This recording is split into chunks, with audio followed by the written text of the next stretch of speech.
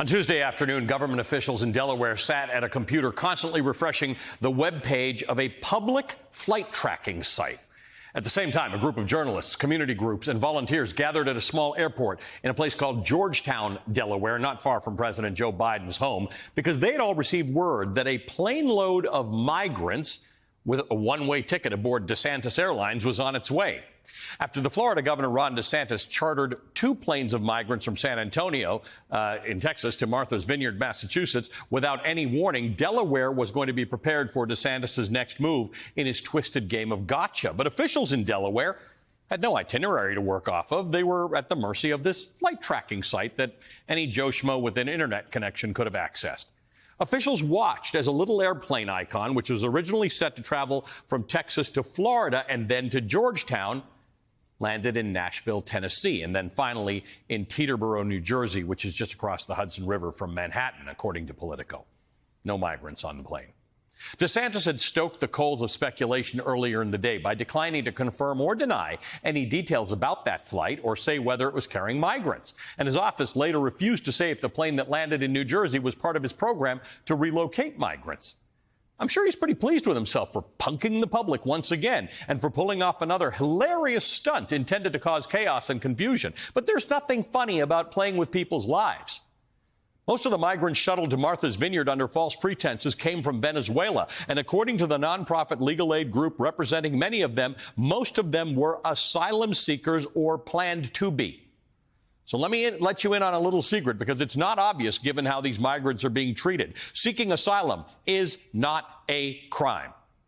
Seeking refuge from persecution in another country is not a crime. Being a migrant is not a crime. You know what is a crime? Denying refugees the opportunity to seek asylum in the United States. The American government is bound by international law to provide protection to refugees. More than that, but let me just give you the story here. World War II left a colossal European refugee crisis in its wake. So in 1951, dozens of United Nations countries signed the Convention relating to the status of refugees, better known as the Geneva Convention of 1951. Over the next decade or so, the global refugee landscape changed. So the UN General Assembly essentially amended the 1951 Convention with the 1967 Protocol to include protection for refugees. And that's when the United States signed on. The treaties define the term refugee, established the rights of refugees, and they outline the legal obligations of the countries that grant asylum. The U.S. even adopted these terms into American immigration law with the Refugee Act of 1980. So as a signatory of the 1967 Protocol and through its own immigration law, America is legally obligated to provide asylum to those who qualify as refugees. An important point that we'll discuss later. Qualify. It means that once applying for refugee status, refugee claimants need to go through a legal process, one that's been backed up for years because of a shortage of personnel, including judges, to deal with those cases. It's a legal process. But the backup is not the fault of the refugees, and according to the law, they are entitled to stay in the United States and entitled to legal protection while the sometimes lengthy process, years-long process in some cases, plays out. Ron DeSantis and immigration hardliners can characterize these migrants as illegal or unauthorized all they want, but these people have the right to request asylum in America. Now, there are plenty of people who try to cross the border illegally. And if a judge denies a migrant asylum or citizenship and they do not comply with the law by leaving the country, that's also a different story. But simply asking for protection in a nation that is legally obligated to provide it is not against the law. It is, in fact, the way of the world. Applying for asylum in America is not an easy process. Both the U.S. asylum and immigration processes are arduous and they are confusing. There are language barriers. Many refugees come here fatigued after a long journey and after experiencing violence, hunger, rape, human trafficking, and other horrors.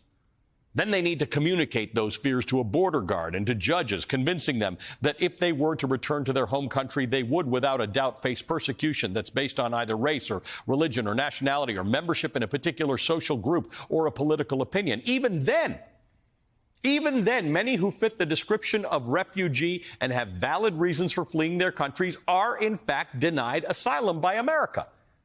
Most are. According to data collected by factcheck.org, only 15% of asylum cases were granted in 2019. Imagine overcoming all of those things I just listed. You make it to America, and then you're at the beck and call of some guy from Florida being shuffled around from state to state as a pawn in some political game you have nothing to do with. I'm sure you all know this, but I think some Americans need to be reminded that America is, was, and remains largely a country of migrants, some willing, many forced, but migrants nonetheless. And in this case, if it's an abstraction to you, all you got to do is look around. Look at the people in your conference room. Look at the faces you pass on the street, the people at the bank or in line at the grocery store. Look at your own friends and family. Many of the people in this nation, most of the people in this nation are products of migration, human beings with rights, their quest for freedom, justice, liberty, and equality, mirroring the basic tenets of this nation. Their existence is not a crime.